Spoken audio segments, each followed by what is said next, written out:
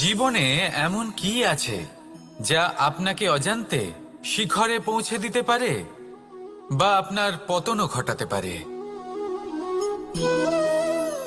সঙ্গতি। যদি আপনি কোনো শ্রেষ্ঠ ব্যক্তির সঙ্গ লাভ করেন, তাহলে তার শুভ চিন্তা, তার গুণ, তার স্বভাব আপনার মধ্যে চলে আসবে।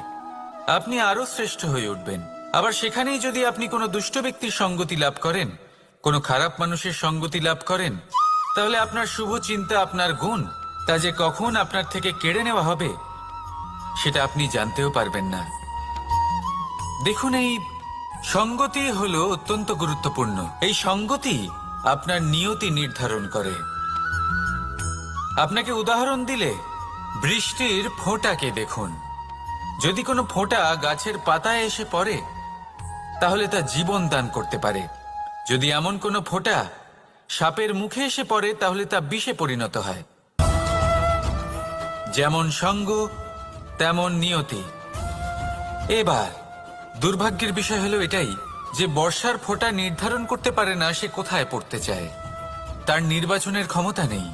কিন্তু আপনি, আপনার কাছে তো বিবেক আছে, আপনি ভাবতে পারেন, চিন্তা করতে পারেন। তাহলে আপনি ভাবুন, আপনি কি এমন সঙ্গ চান যা শ্রেষ্ঠ, নাকি এমন সঙ্গ চান যা অশুভ? নির্বাচন আপনারই।